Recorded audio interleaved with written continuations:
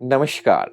प्रजापिता ब्रह्मा कुमारी ईश्वरीय विश्वविद्यालय में आज एक ऐसा व्यक्तित्व जिन्होंने संन्यास मार्ग धारण करके अपने जीवन को बाबा के यज्ञ में सदा ही परमात्मा छत्र छाया में पलते हुए चल रहे हैं।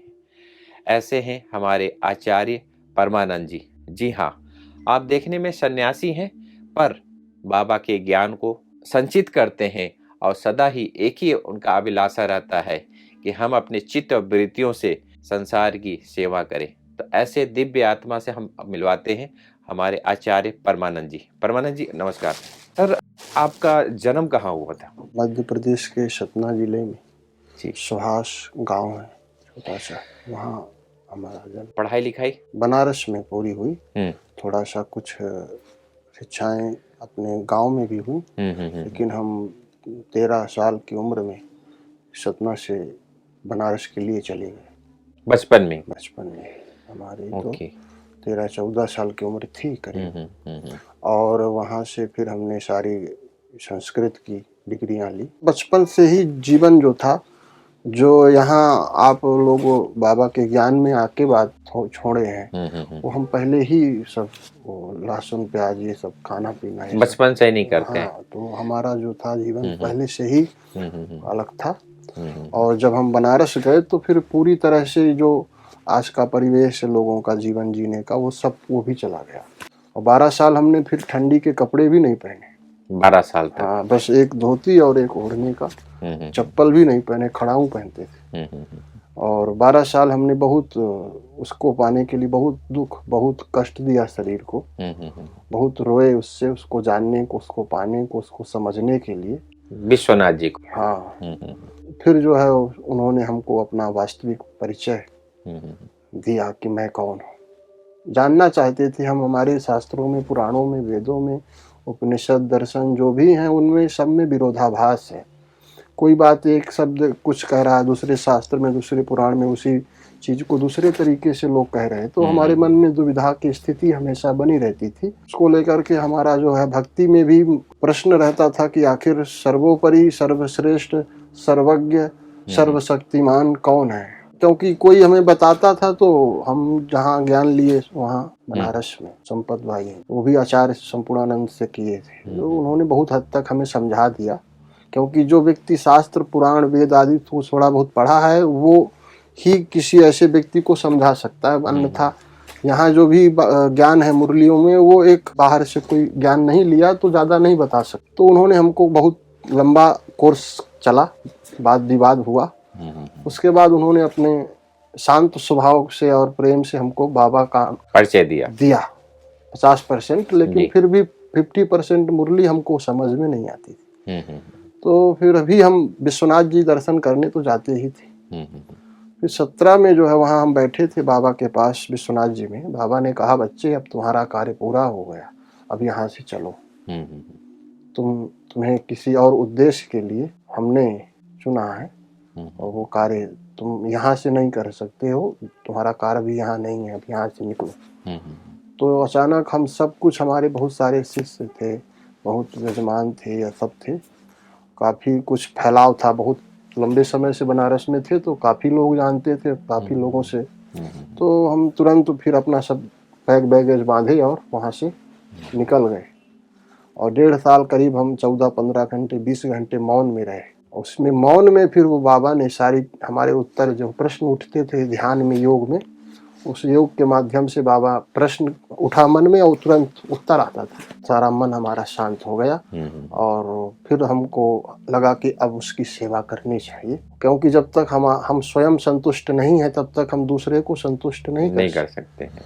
और हम स्वयं का कल्याण तभी दूसरे का कर सकते हैं जब अपने ऊपर हमको कॉन्फिडेंस हो कि हमसे अब कोई कुछ पूछेगा तो हम उसका बहुत सरल तरीके से उत्तर दे सकते हैं। आचार्य जी, जब आप कह रहे थे कि विश्वनाथ जी का दर्शन पाकर हमने बहुत साधना की, बहुत सीतम सहन किए, बहुत सारे आपने तपस्या किए हैं, तो उसमें आप क्या साक्षात्कार, अपने बुद्धि में क्या लेकर आते हैं? हमारी उनसे यही थी कि एक बार अपना दर्शन दे दो, एक बार अपनी झलक, अपने चरणों की धूल बस मिल जाए, इतना ही पर्याप्त है।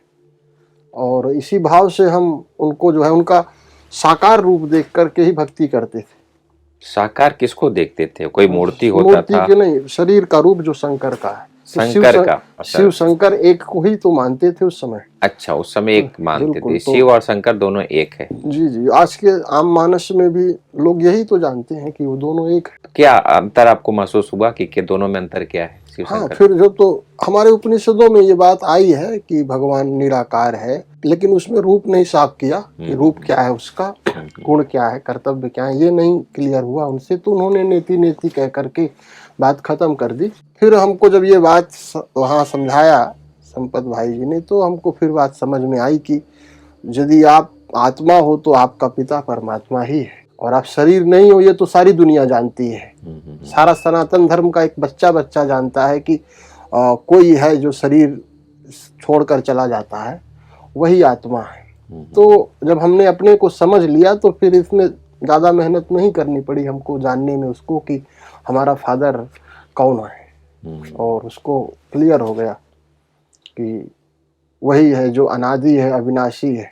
बात साफ हो गई। जब ये आपको पता लग गया कि भगवान निराकार है और ब्रह्मा कुमारी में ये ज्ञान स्पष्ट बताया जाता है और मेडिटेशन इसकी, ये सब पता लगा, उसके बाद आपकी जो गतिविधियां क्या रही? वो पूरी तरह से समर्पण हो गया हमारा मन से शिव पर। अब हमने एक संकल्प ले लिया कि सारे विश्व का कल्याण करना है और सब दुखी आत्माओं को उसके पिता से उसको मिलाना है। जो अनाथ है उनको सनाथ करना है, जो बेसहारे हैं उनको जो सच्चा सहारा है उससे मिलाना है, और जो निर्धन है, धन पाके भी निर्धन है, उसको जो परम धन है उसको दिलाना है। तो ये कैसे करेंगे आप? कराएगा वो, हम नहीं कर सकते। यदि हम करते होते तो अभी तक तो सब कर दिए होते। हमने उसी पर छोड़ दिया है कि यदि तुम्हें लगता है कि तुम्हारे काम के हैं, तुमने चुना है तो काम लो, नहीं तो यहाँ से छोड़ो, विदा करो। जीने का कोई मतलब नहीं। यदि उसके काम के नहीं तो किसी काम के नहीं। सही बात है। तो आप जब बनारस से आप चित्रकूट आए तो विशेष वहाँ क्या गतिविधियां हुई आपके जीवन में? चित्रकूट से नहीं, सतना आए हम। सतना आए जी। और सतना में हम आके मौन हो गए। 1.5 साल मौन रहे। हाँ, फिर मौन हो गए, कहीं नहीं गए। एकांत में गांव से अलग एक कुटिया में रुके थे, अपना स्वयं भोजन बनाते थे और लोगों से बहुत कम मिलना जुलना। कुछ समय के लिए कोई आया विशेष वो लेकर के तो उसका देख लेते थे। से ज्योतिष है, ये सब चीजें, लोग दुखी हैं उनको कुछ समाधान तो देना पड़ता है। तो आते थे, कोई के घर में कोई कलह है, कलेश है, तो अपने दुख लेके आते थे, तो उन्हीं को थोड़ा समय देते थे, नहीं तो हम अपना एकांत में ही मौन में रहते। तो उसमें आप मुरली वगैरह सुनते थे? जी बिल्कुल बिल्कुल, एकांत में मुरली हाँ, वगैरह मुरली सुनते थे। और आपने जो दादियाँ हैं, इनकी पुरानी जो दादियाँ थी और बाबा जी ब्रह्मा बाबा के जो पुराने मुरलियाँ जो स्वयं उन्होंने चलाई थी। अच्छा, उनकी वाणी से? हाँ, तो वो सारे आप ऑडियो लेके कर गए? हाँ, मतलब यूट्यूब में आप देखते थे? जी जी जी, तो यूट्यूब में या फिर गूगल से जो भी। तो जो पुराने जो इतनी भी यज्ञ हिस्ट्री है, हाँ, उसको हमने बारीकी समझा, सुना। उस 1.5 साल में जी जी, और सब कुछ स्पष्ट होता गया। बिल्कुल साफ हो गया। अब कोई हमारे अंदर कोई दुविधा नहीं। अब किसी तरह का कोई भी प्रश्न लेके आ जाए, अब उसको संतुष्ट कर सकते हैं। तो जो आजकल के साधु सन्यासी जो कहते हैं, अब ये राम मंदिर का भी बहुत बड़ा एक चल रहा है। हाँ बिल्कुल, तो राम मंदिर अच्छी बात है। ये सनातन, एक सबके अंदर एक जुनून आया है, एक जोश आया है सनातन धर्म के प्रति, प्रेम। पहला पड़ाव है ये। हाँ, प्रेम आया है। और ये संकेत, ये जो है, ये राम राज्य के ही तरफ जा रहा है। जी जी जी। और बस अभी बाहरी आवरण में लोग आए हैं, धीरे धीरे अंदर भी आएंगे और आत्मा तक भी आएंगे, आत्मा राम को भी जानेंगे। तो हमारा सनातन धर्म के सभी लोगों से यही निवेदन है कि राम के साथ राम के चरित्र को अपने मन में उतारें, तब जाकर के धरती में, हमारे भारत राज्य में पूरे राम राज्य की स्थापना होगी। और उसके लिए हमें हर व्यक्ति को राम बनना पड़ेगा, तभी रावण मरेगा। रावण को मार के राम अयोध्या आए जी। तो रावण क्या है? हमारी सोच, गलत सोच, हमारे अंदर की दुष्प्रवृत्तियां, कुविचार, कुसंगतियां। तो उन सबको जब हम खत्म करेंगे तब राम का जो तत्व है वो हमारे अंदर आएगा। अब फिर जो है धरती राम राज्य में परिवर्तन होगी। ठीक है, राम आ रहे हैं, 22 तारीख को पूरा देश दीपावली मनाएगा। वास्तविक में राम तभी आएंगे जब रावण मरेगा। रावण कोई व्यक्ति नहीं है जो कि किसी शस्त्र से मारा जा सके। यदि शस्त्र से मारा जा सकता तो हर साल मारा जाता है बेचारा, लेकिन फिर भी जीवित हो जाता है।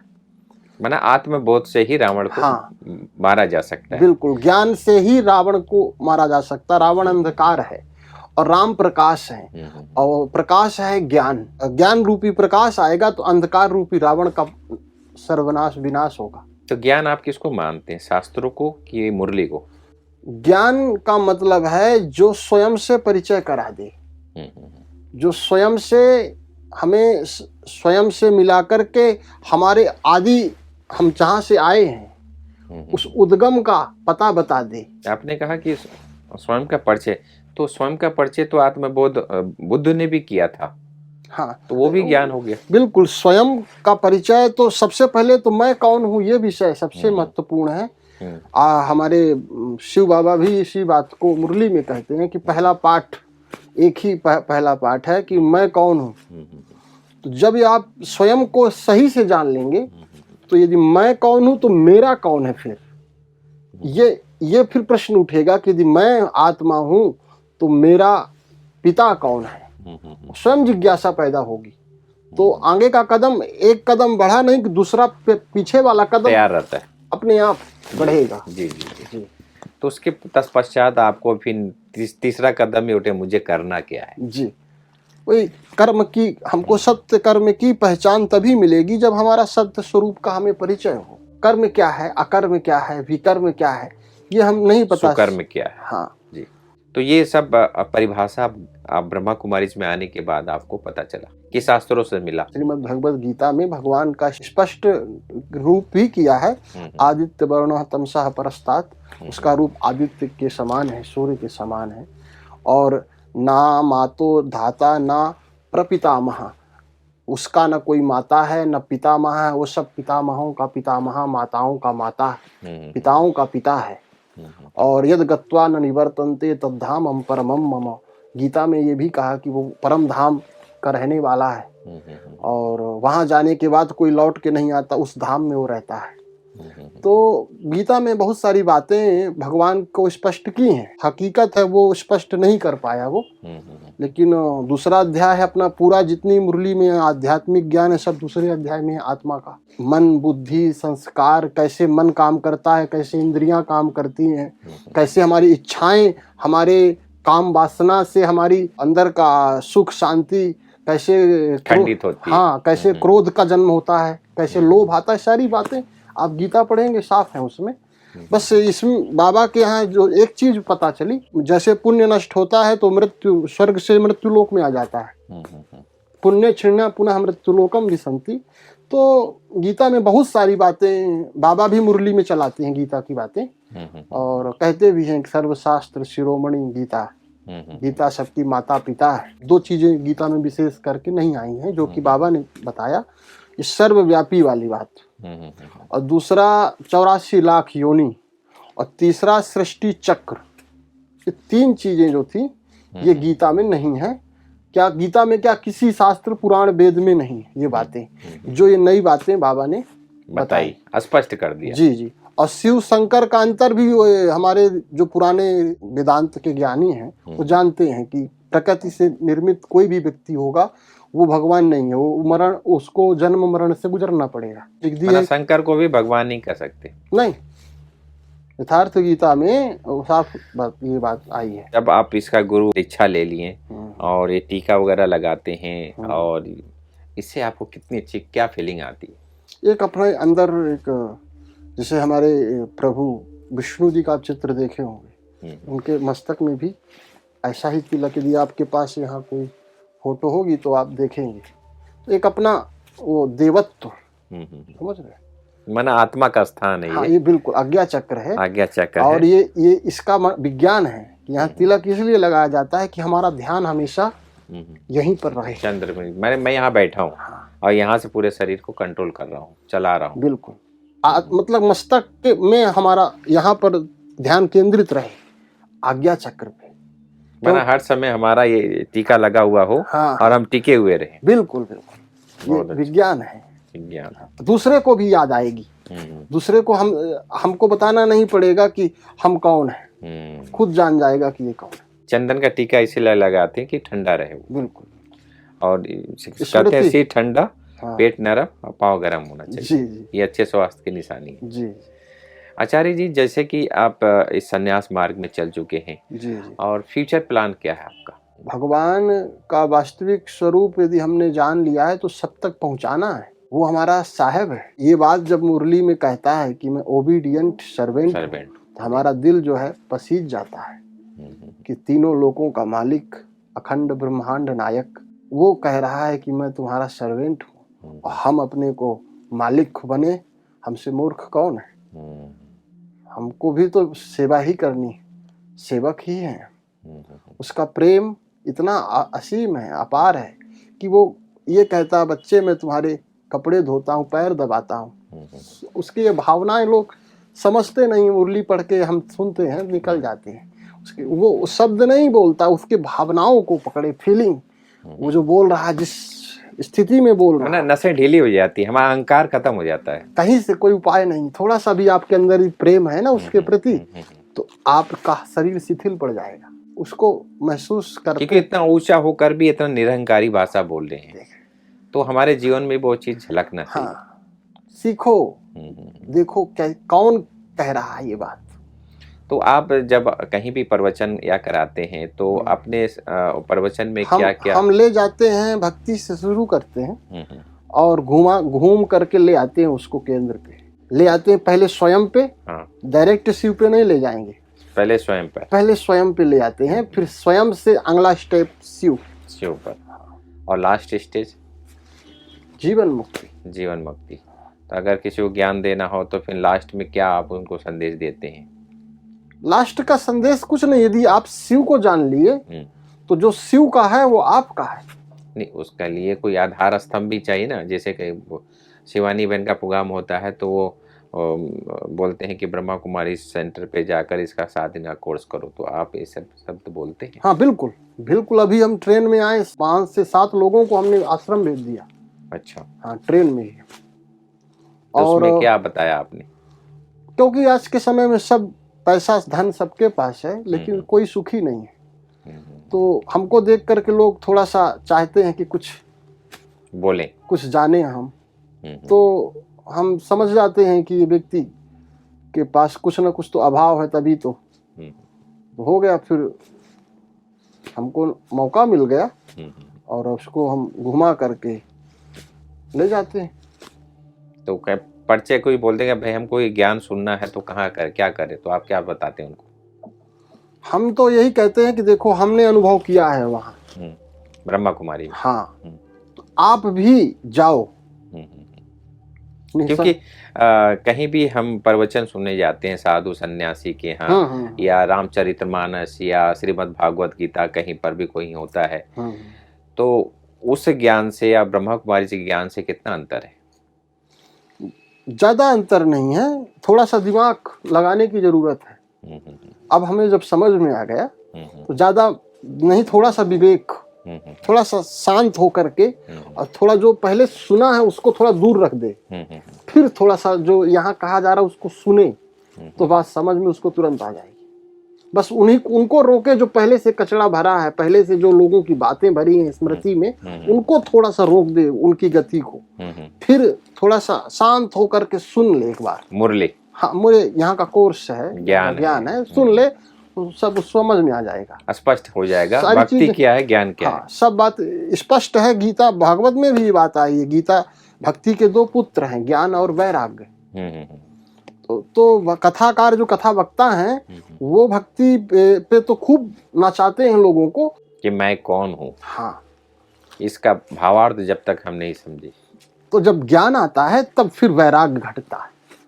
बिना ज्ञान के वैराग्य नहीं घटता। आज की मुरली में भगवान ने कहा ये बात, जी जी कि मेरे वो बच्चे मेरे बच्चे नहीं है जो किसी का कल्याण नहीं करते, नहीं वो अपने को बच्चा ना कहें। जी। और जो स्वयं का कल्याण करता है दूसरों का कल्याण करता है। जो जिसने अपना दीपक जला लिया उससे बहुत दीपक जलेंगे, अपने आप जलेंगे। वो जहां से गुजरेगा, वो जहां बैठेगा, आज की मुरली में ही लगता का चेहरे से सेवा, चलन से सेवा, तो वही कर सकता है जिसकी ज्योति जगी होगी, जिसके अंदर से हमेशा प्रेम की, करुणा की, दया की, रहम की, क्षमा की जो है लहरें निरंतर बह रही हैं, प्रवाहित होती रही। हाँ, उसकी हवा से लोग जो है आनंदित होंगे वहां जहां से गुजरेगा। तो ये तभी होगा जब उससे कनेक्शन होगा। आचार्य जी, जैसे कि आप इस ब्रह्मा कुमारी से जुड़े 5 साल हो गया है, और फिर डेली आप मुरली भी सुनते हैं? बिल्कुल बिल्कुल, एक बार नहीं 2 बार।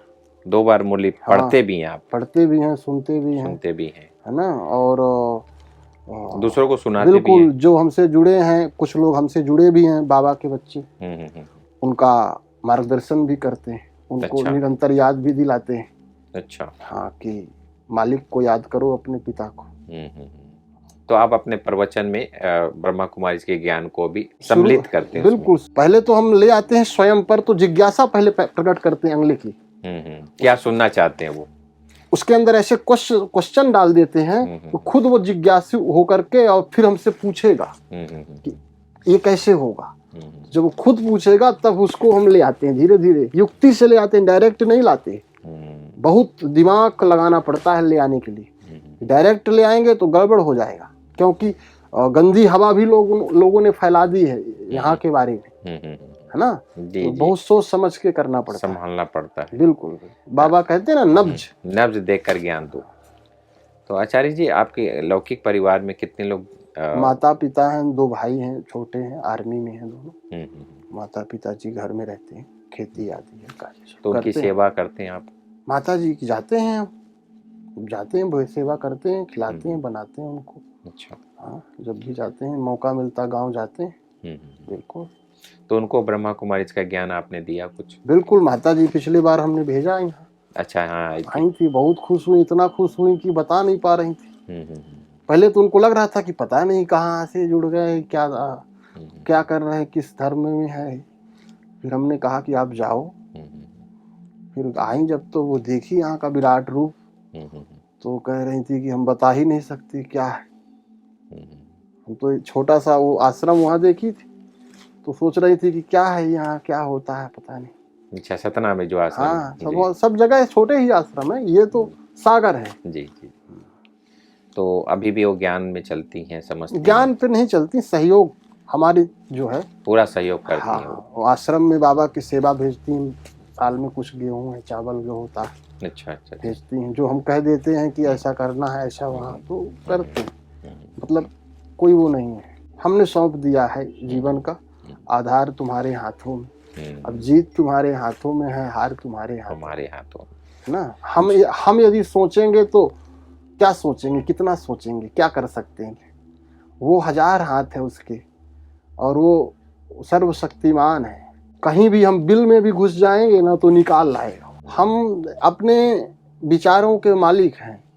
हमें जो चीज अच्छी लगती है ना, उस पर हम समझौता नहीं करते, चाहे हमारे सामने कोई व्यक्ति हो।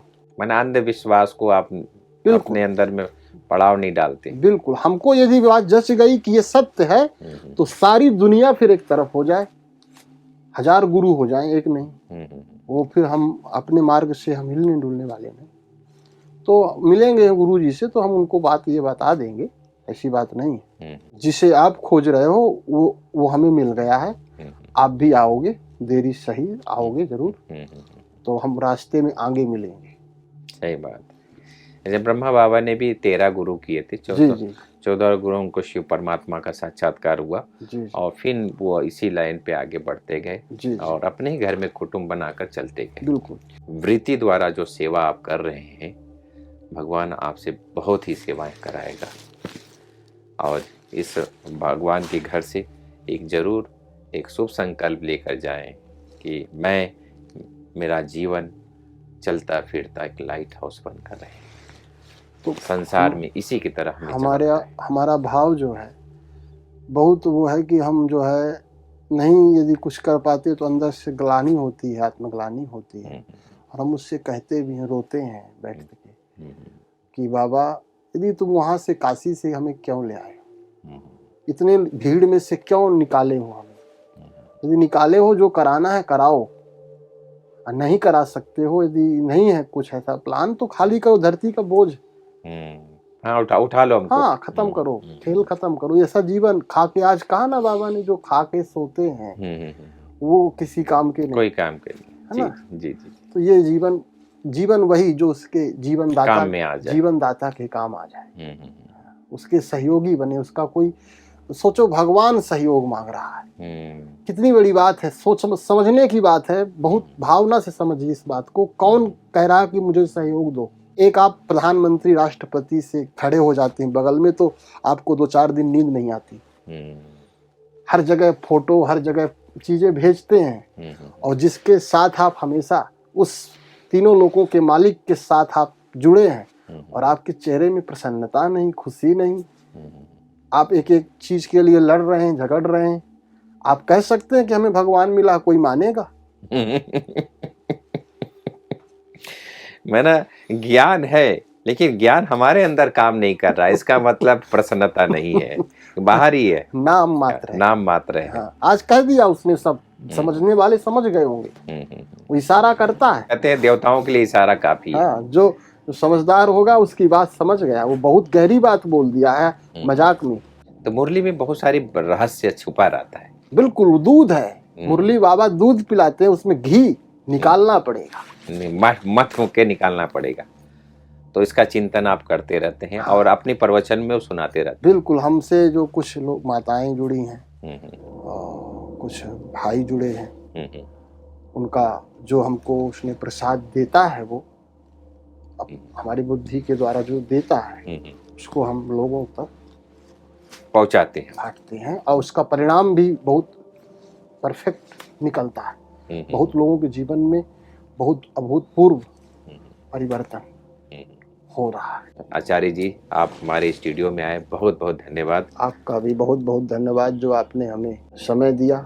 और आखिरी में यही संदेश हम सबके लिए कहना चाहेंगे कि समय बहुत कम है, और जितना हो सके उस परमात्मा के सेवा में सब कुछ मन बुद्धि से बातें हटा करके, वो सहयोग मांग रहा है, वो सेवा करने के लिए हमसे निवेदन कर रहा है, तो उसका संदेश जन जन तक पहुंचाने के लिए पूरे मन की पूरी शक्ति के साथ उस परमात्मा की इस आशा को, उस हमारे प्यारे बाबा की मनोकामना को पूर्ण करें, यही हमारा सभी से निवेदन है।